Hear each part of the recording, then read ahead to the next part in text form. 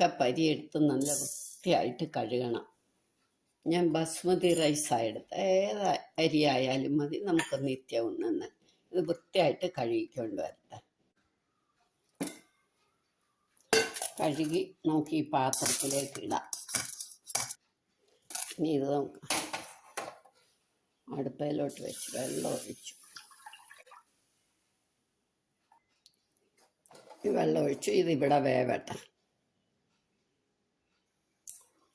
അരക്കപ്പ് തൊമര എടുത്തു. ഇതും കൂടെ നന്നായിട്ട് വേവിക്കണം. മസൂർ ദാൽ എടുത്തിരിക്കുന്ന ചുമന്ന തൊമര. ഒരുപാട് വെള്ളം വേണ്ട.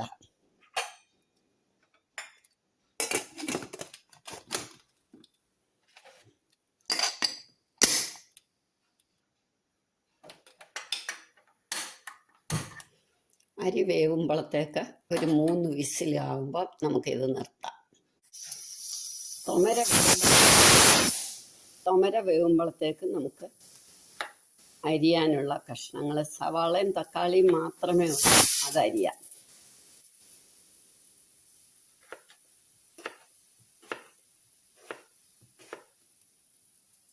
ശരിയായിട്ട് അരിയണം. 3 വിസിലായപ്പോൾ നമുക്ക് സ്റ്റൗ ഓഫാക്കാം.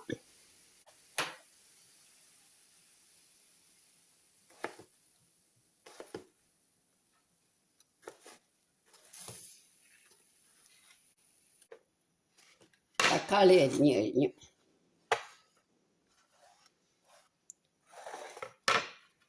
ഇനി നമുക്ക് ഒരു സവാള അരിയണം.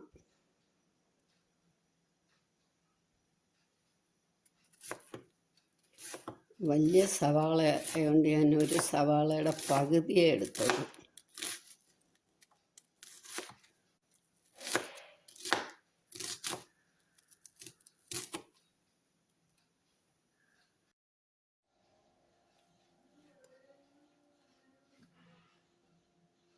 നമുക്ക് 1 ടേബിൾ സ്പൂൺ നെയ്യ് ഒഴിക്കാം.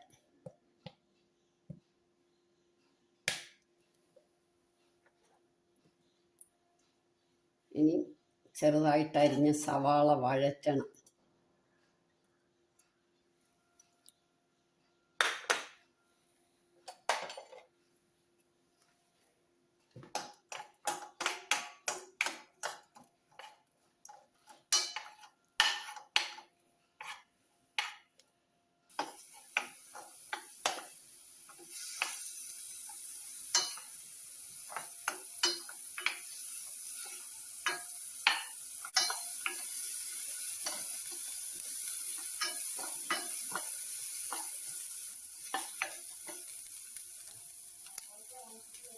ഇനി നമുക്ക് അരിഞ്ഞ് വെച്ച തക്കാളി കൂടി ഇടാം.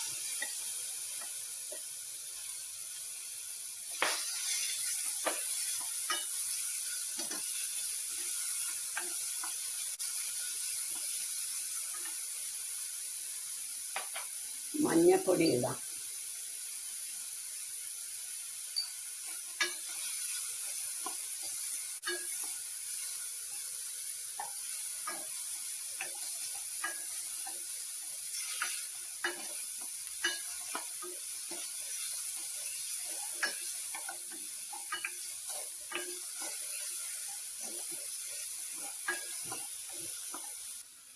തക്കാളി വഴന്ന് കഴിയുമ്പോൾ നമുക്ക് 1 സ്പൂൺ മല്ലി ചതച്ചതിടണം.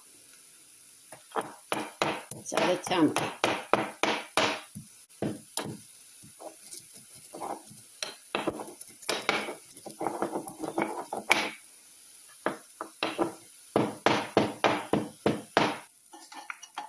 ഇനി മല്ലി ചതച്ചതിടാം.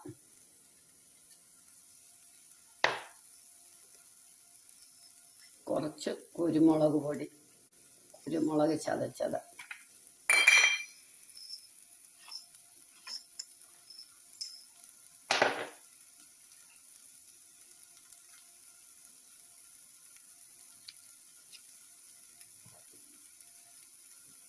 മുളക് പൊടി,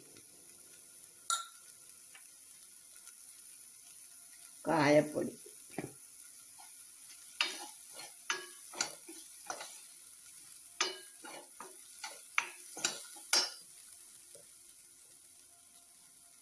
ഇനി തുമര വേവിച്ചത്.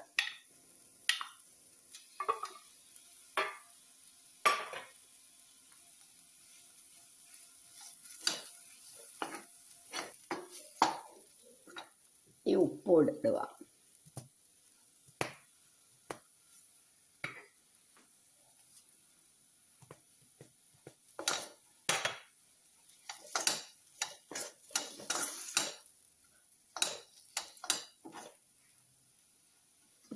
സ്വല്പം വെള്ളം ഒഴിക്കണം. ഒന്ന് തിളയ്ക്കാൻ മാത്രമുള്ള വെള്ളം, യോജിച്ചൊന്ന് തിളയ്ക്കാനുള്ള വെള്ളം.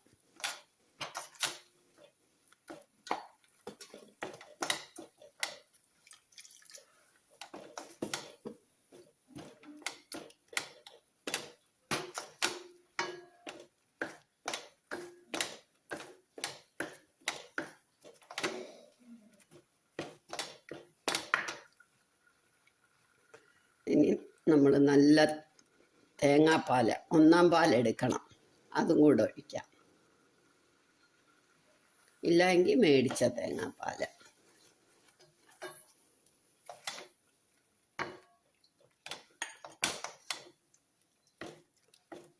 ഇപ്പം നമ്മളുടെ കറി റെഡിയായി. മല്ലിയില അരിഞ്ഞതും കൂടെ ഇട്ടു.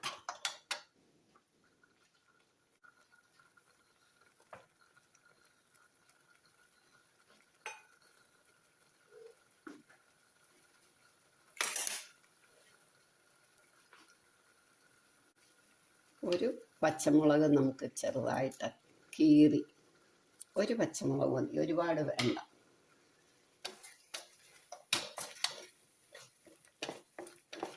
ഇനി നമുക്ക് സ്റ്റൗ ഓഫാക്കാം.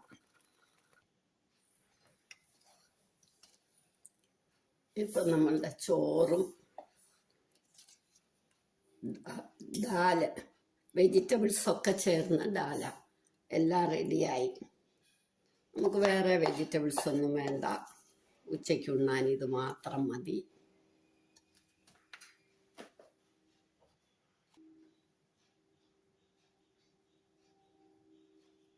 കുറച്ച് മല്ലിയിലയും കൂടെ വിതറി. എല്ലാവരും ഇത് ട്രൈ ചെയ്ത് നോക്കണം. ഇഷ്ടമായെങ്കിൽ ലൈക്ക് ചെയ്യണം, സബ്സ്ക്രൈബ് ചെയ്യണം.